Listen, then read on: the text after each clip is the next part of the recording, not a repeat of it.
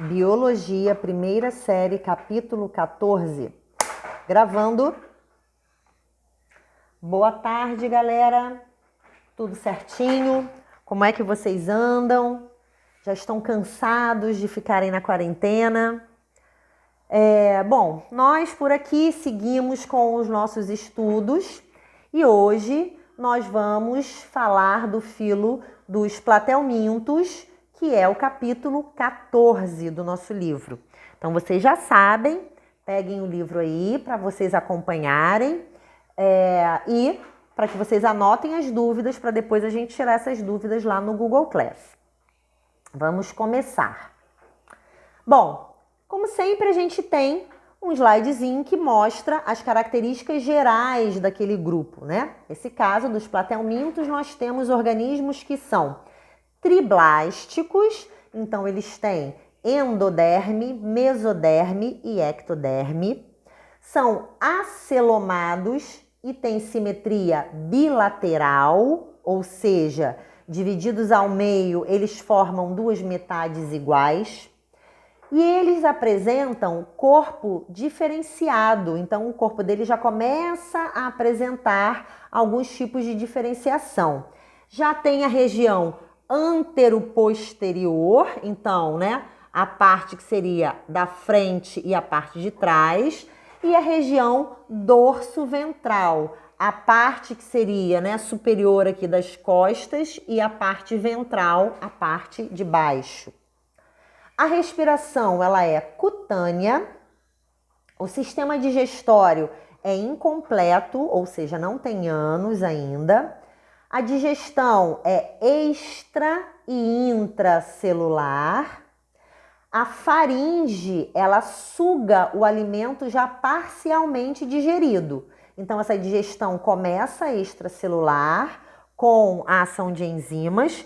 E a faringe, ela vai sugar esse alimento já com o início, né, da degradação, para que essa digestão termine e possa ocorrer também a digestão intracelular. Alimentação carnívora, então, são necrófagos. Uma outra coisa importante é que os organismos eles produzem muco e esse muco ele auxilia na locomoção. Aqui nessa imagem nós vemos, né, um corte em um platelminto, nesse caso é uma planária, onde a gente observa a característica deles serem triblásticos. Então a gente vê ectoderme, mesoderme e endoderme. Ok? Aqui no meio a gente tem a cavidade digestória, isso não é celoma, isso é cavidade digestória, ok? Eles são acelomados. Bom, essa imagem aqui, que é a imagem que vocês têm no livro, mostra pra gente algumas características importantes, tá? Em relação à estrutura desses platelmintos.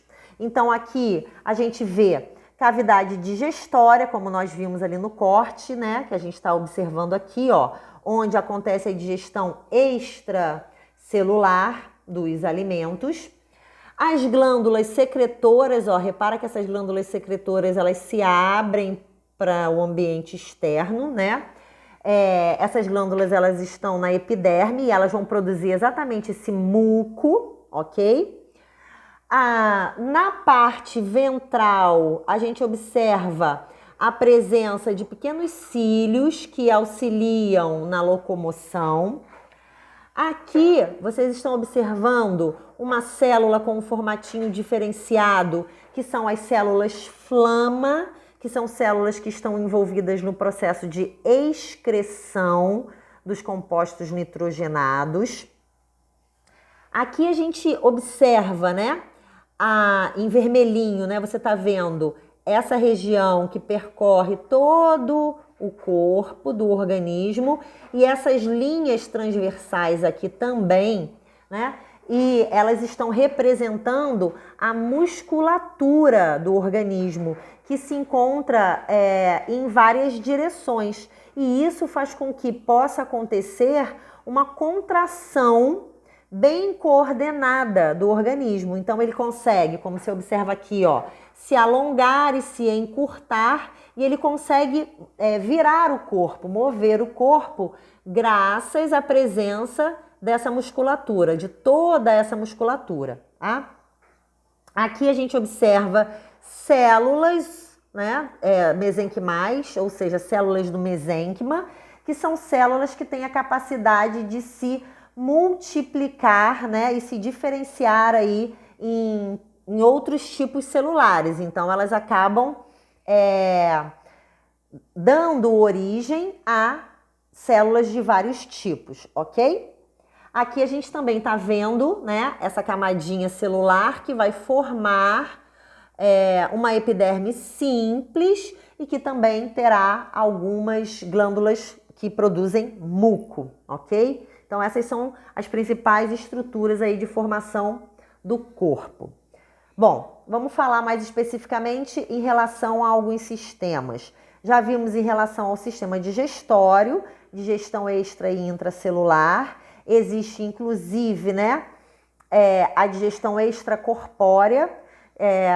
A faringe, ela absorve esse alimento já parcialmente digerido. O sistema excretor, né, a excreção acontece da seguinte maneira.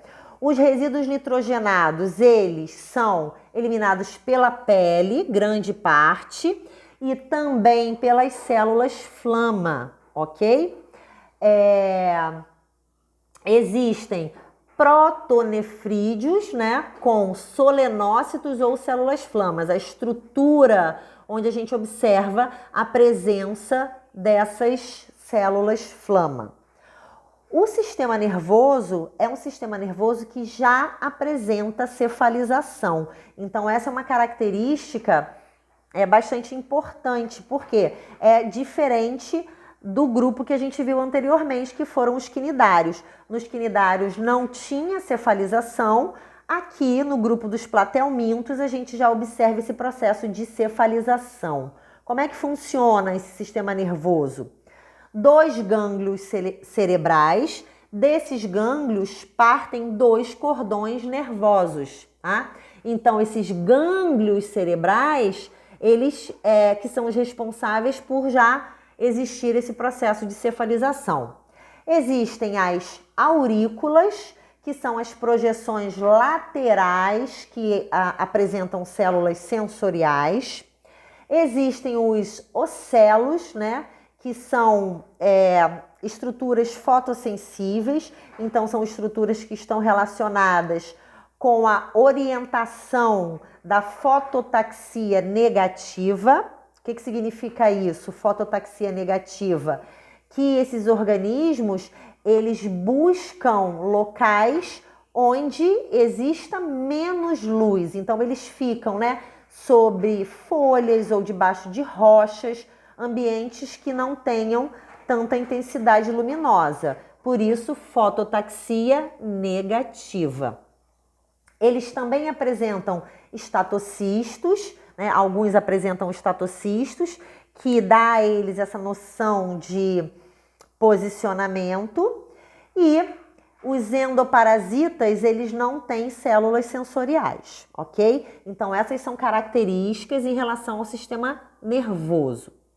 Em relação à reprodução, os parasitas, eles são monogenéticos, ou seja, eles têm o seu ciclo de vida em um único hospedeiro, ou digenéticos, são aqueles que apresentam tanto um hospedeiro intermediário quanto um hospedeiro definitivo. Isso no caso das espécies que são parasitas. As outras espécies, a reprodução assexuada ocorre por fissão transversal. Então, o corpo se parte ao meio, tá? Na reprodução sexuada, eles são hermafroditas, entretanto, eles fazem fecundação cruzada, eles não fazem autofecundação mesmo sendo hermafroditas. Eles realizam fecundação cruzada, ou seja, os espermatozoides de um organismo são lançados na parte reprodutiva feminina do outro organismo. Esse mesmo outro organismo lança os seus espermatozoides na parte reprodutiva feminina daquele que ele recebeu os espermatozoides. Então, eles trocam espermatozoides, certo? O desenvolvimento é um desenvolvimento é um desenvolvimento direto, ok? Aqui a gente tem mais ou menos o ciclo, né, de reprodução. Então, observa aqui, o número 1, né?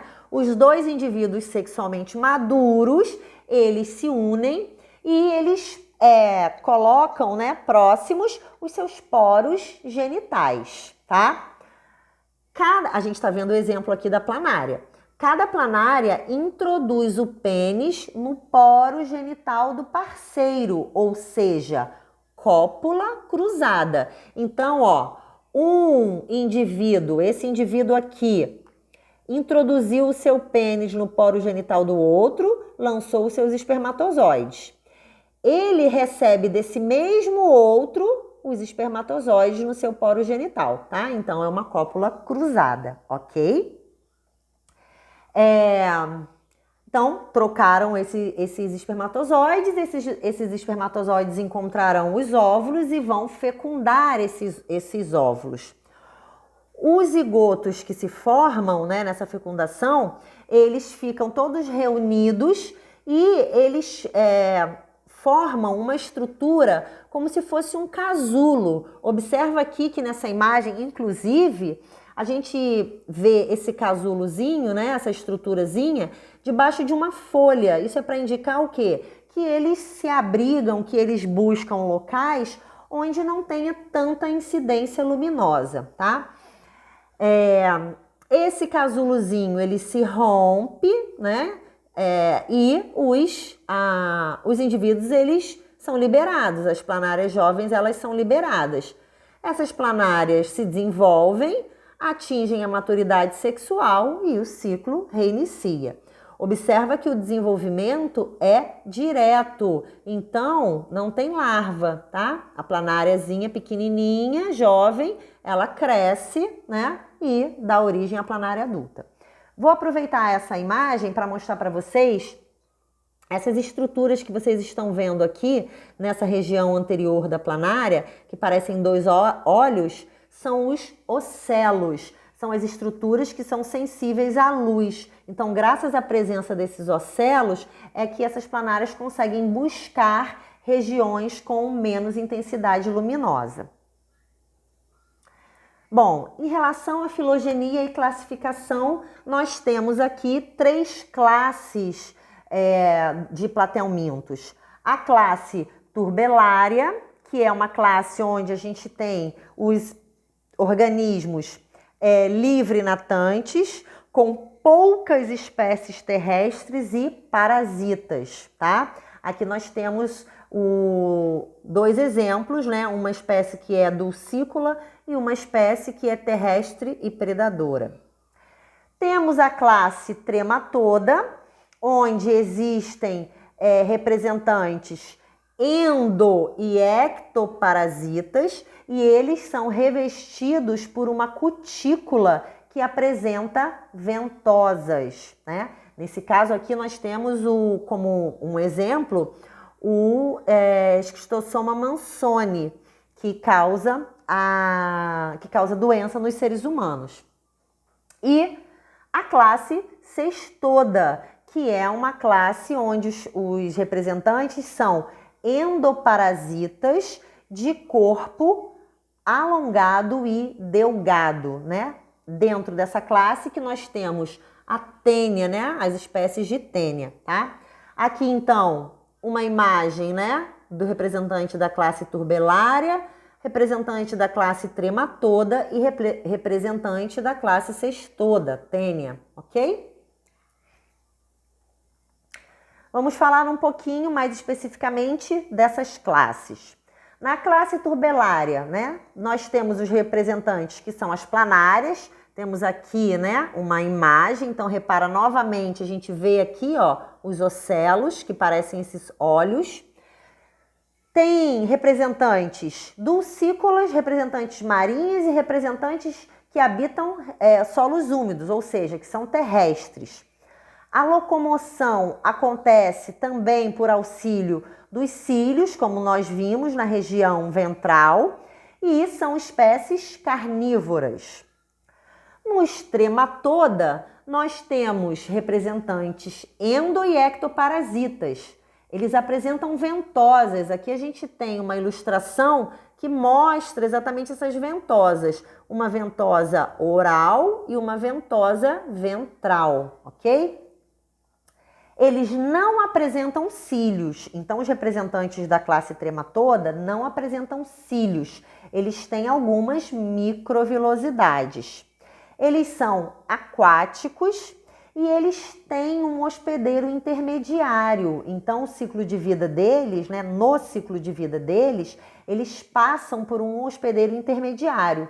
Esse hospedeiro intermediário é o caramujo, tá? Então, nós temos aqui, ó, o caramujo, a espécie, né, de caramujo, que é o hospedeiro intermediário, dessa espécie aqui, que é o Schistossoma, que é, né, dentro dessa classe Trematoda, o principal parasita humano, ok? Então, você observa aqui, ó, o corpo desse organismo. Aqui a gente tem mostrando, né, qual é o ciclo de vida desse representante. Oi, perdão, gente. Desse esquistossoma aqui, desse representante aqui, tá legal? Então, nós vemos aqui o ciclo de vida dele, olha só. Vamos começar aqui na letra A, né? Suponhamos essa pessoa aqui estava contaminada, então, nas suas fezes foram eliminados ovos, tá? Porque essa pessoa já estava contaminada. Esse ovo, ele vai liberar uma larva que é chamada de miracídio. Então, miracídio é o nome dessa primeira larva que é eliminada do ovo do esquistossoma, ok? Esse miracídio, ele invade esse caramujo hospedeiro. Eu coloquei aqui, ó, dentro da caixinha vermelha, qual é a espécie do caramujo, tá bom? Que é o Bionfalaria glabrata. Então, invadiu aqui esse caramujo, né? Se diferencia, né? Libera um esporocisto primário. Esse esporocisto primário, ele passa a esporocisto secundário e essa larva que se forma, que é a cercária, elas saem do caramujo e elas penetram na pele do ser humano. Então, miracídio penetrou no caramujo, se diferenciou, passou para esporocisto primário, depois esporocisto secundário, originou a cercária. Essa cercária, ela é liberada do caramujo, né, em ambiente aquático, e ela consegue penetrar através da pele do ser humano e, obviamente, atingir o sistema digestório, tá? Então, observa nessa parte redondinha aqui, que a gente está vendo exatamente aqui o esquistossoma, né? E a gente vê a parte, né? O organismo masculino é esse maior aqui, ó. E ele tem essa abertura aqui no meio, tá? Que é o canal ginecóforo, que é onde a fêmea se associa. Então, essa mais fininha que vocês estão vendo aqui, ela é a fêmea que está associada aqui, né? Ela está praticamente inserida, digamos assim, dentro do corpo aqui do macho, que tem essa abertura no meio, que é esse canal ginecóforo. Quais são as medidas de profilaxia para a esquistossomose? Perdão, gente, eu tô falando do esquistossoma e não falei o nome da doença, que é a esquistossomose, ok? Quais são as medidas de profilaxia? Tratamento dos portadores, obviamente. O controle dos caramujos, então, se não tem o caramujo, esse miracídio, ele não consegue se desenvolver e ele não consegue originar as cercárias. Medidas de saúde, né? Então, obviamente, se os dejetos fecais dessa pessoa são feitos, né, dentro do banheiro, no sanitário adequado, esses ovos eles não estarão no ambiente para que eles possam contaminar outras pessoas.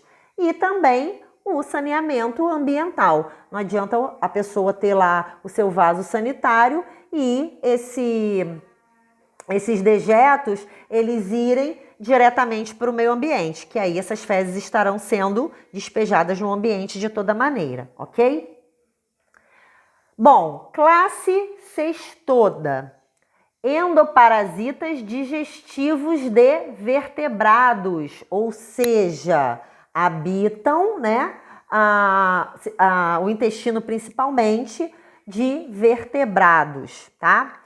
Esses cestodas, eles não têm cavidade digestória, eles não precisam realizar digestão porque eles absorvem já esses nutrientes do seu hospedeiro. Então, nós temos aqui, primeiro, o exemplo, né, da teníase. Então, nesse caso, temos a Taenia solium, que é aquela que está presente no porco, que vai ter o porco, né, como seu hospedeiro intermediário, e a Taenia saginata, que é aquela tênia da vaca, ok? Bom, o corpo dessa tênia, né, a estrutura corporal, ela é dividida em escólex, que é a parte, digamos, da cabeça, que é onde existem as ventosas e os ganchos. Essas ventosas e esses ganchos são as estruturas que prendem esse parasita na região do intestino dos vertebrados, tá? A região de estrobilização, que é uma região que está logo abaixo do escólex, e as proglótides, que na verdade representam esse corpo compridinho que é formado por vários pedacinhos. Cada pedacinho desse é uma proglótide, tá? Então, esses organismos, eles são formados por essas três partes, ok? Aqui também nós vemos, né, o ciclo de vida desse organismo, tá? Então, suponhamos aqui o seguinte, ó.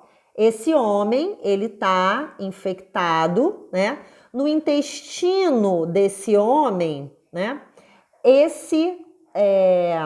Essa tênia, ela se desenvolve, ok? Ela se desenvolve e essas proglótides, né?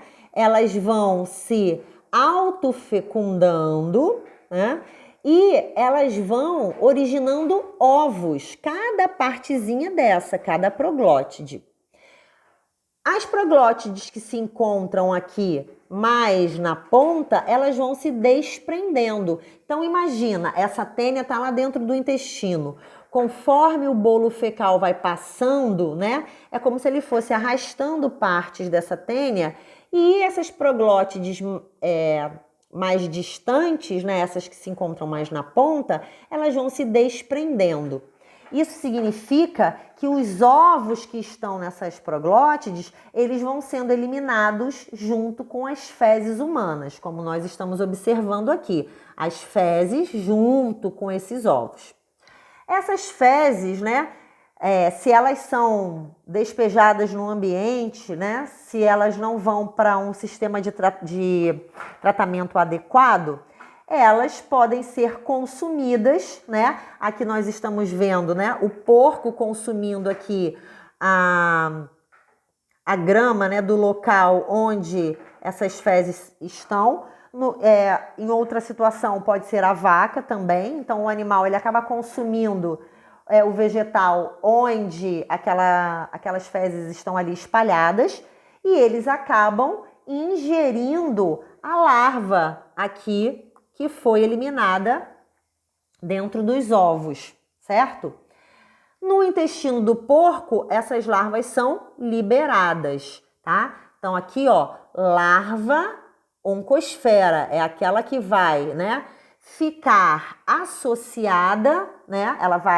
Ela se desenvolve no intestino do porco e depois ela vai migrar para chegar à parte da musculatura. Então, observa que essa larva ela tem vários espinhozinhos e esses espinhos eles permitem que essas larvas perfurem a parede do intestino. Então, elas formam como se fossem pequenos rasgos na parede do intestino do porco e elas migram para a musculatura do porco.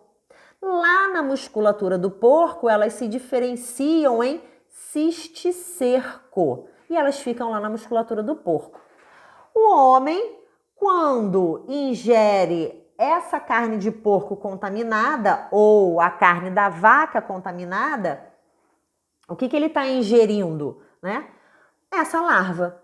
Essa larva, ela é ingerida pelo homem junto com a carne. Então, ele engole, essa larva vai chegar lá no seu intestino e vai se prender ao intestino, né, primeiro vai se diferenciar lá no formato, digamos, do organismo adulto e se prende ao intestino e o ciclo recomeça, ok? Então, essa doença ela é chamada de teníase. Mas a tênia, ela também pode causar uma outra doença, né? A tênia solium, especificamente, ela ainda pode causar uma outra doença, que é chamada de cisticercose. Essa cisticercose é quando, né, essa larva que eclodiu, ela consegue atingir o sangue e ela migra para o sistema nervoso. Então, ao invés dela ficar, né, ao invés dessa larva aqui, o cisticerco, ficar no intestino do homem, ela rompe essa parede, ela atinge a corrente sanguínea e da corrente sanguínea ela consegue atingir as estruturas do sistema nervoso central, né? E aí ela pode causar sérios danos, ela pode inclusive ficar como se fosse uma estrutura semelhante a uma massa, semelhante a um tumor no cérebro, ok? Então, a tênia solium, ela tanto pode causar a teníase, que é a mais comum, como ela pode acabar causando também a cisticercose. Por isso, a preocupação especificamente em relação à carne do porco. Então, estamos falando ainda em relação à classe cestoda. Falamos da teníase, agora hidatiose ou cisto hidático. Ele é causado pelo Echinococcus granulosus, né? Presente lá no intestino de cães, de lobos e de chacais, né? Animais, né? Que são semelhantes aos cães, né? Quais são os sintomas? Peso e dor no lado direito do tórax, né? E síndromes pilóricas, né? Ou seja, em relação ao piloro, tá? Da região digestiva. Profilaxia, assim como todos os outros tipos de doenças que nós estamos falando, hábitos de higiene e saneamento básico. Qual é o ciclo, né, de vida? A tênia adulta, que vive lá no intestino do cão, então a tênia está lá no intestino do cão. Os ovos, eles são eliminados junto com as fezes do cão, então eliminados no ambiente. Esses ovos, eles podem ser ingeridos pelo porco, pela vaca, pelo carneiro, ou seja, por animais que estão pastando ali naquela região onde aquele cachorro fez o cocôzinho dele. Essas larvas, né, elas penetram, né, então elas são ingeridas por esses animais e lá na região das vísceras, elas produzem os cistos hidáticos. Esses cistos, eles podem, né, chegar aos pulmões, ao fígado e a outros órgãos também, tá? Esses órgãos infectados, né, desses hospedeiros intermediários, eles podem ser ingeridos, né, pelo próprio homem. Então, suponhamos que o homem comeu lá a carne de algum desses animais com esses ovos, né, e ele acabou sendo contaminado, tá? Assim como o animal também, da mesma maneira. Perdão, da mesma maneira, tá? Esses ovos, eles vão acabar eles vão acabar indo, né, para o fígado, né, ou o cérebro e causando a formação desses cistos hidáticos no homem, ok? Por último, nós temos a difilobotríase, tá? Que é uma doença causada pelo Diphyllobotrium latum, que também é um parasita intestinal. Ele causa sintomas de diarreia, dores abdominais, flatulência, né? A flatulência são aqueles gases que a gente sente, emagrecimento, fraqueza e anemia. Esse organismo, ele é encontrado na carne, né, dos peixes. Por isso, a importância também em cozinhar bem os peixes. Talvez você já tenha ouvido falar ou já tenham visto alguma notícia de caso dessa doença em pessoas que se alimentaram de peixe cru, né? A gente vai lá no restaurante japonês, crente que está arrasando e a gente pode acabar sem querer comendo lá um sashimi da vida e ingerindo esse peixe cru que contenha esse organismo e a gente fica com a doença, tá bom? Então, aqui a gente também tem o ciclo de vida. Então, olha só, a ingestão de peixes crus defumados em temperatura inadequada ou mal cozidos, né? E que contenham, obviamente não são todos, aqueles que contenham a larva do Diphyllobotrium, né? Essa larva, ela se fixa no intestino, então repara aqui, ó, o organismozinho, aqui o verme, né? Ele se fixa no intestino pelos ganchozinhos dos cólex. Esse verme adulto, ele se desenvolve, produz os ovos. Esses ovos são eliminados junto com as fezes. Na água, né? Esses ovos, eles acabam sendo consumidos, ingeridos por crustáceos, né? Aqui nós temos as espécies de crustáceo que fazem essa ingestão. Esses crustáceos, por sua vez, servem de comida para os peixes. Então, a larva que estava nos crustáceos, elas passam para os peixes que consumiram esses crustáceos. Esse peixe vai lá, é pescado, partido, vai lá para o nosso restaurantezinho japonês, a gente vai lá e se alimenta desse peixe e se contamina com essa larva. Ok, pessoal? Falei bastante hoje, porque a gente tinha algumas dessas doenças para poder entender. Então, nós falamos do Filoplatelminthus. As orientações, né, para vocês estão lá no nosso roteiro de estudos, no Google Class. E, claro, as dúvidas que vocês tiverem, eu vou estar disponível no nosso horário de aula para que vocês tirem essas dúvidas e perguntem o que vocês precisarem, o que vocês tiverem dúvida e interesse, ok? No mais é isso. Semana que vem a gente se encontra novamente.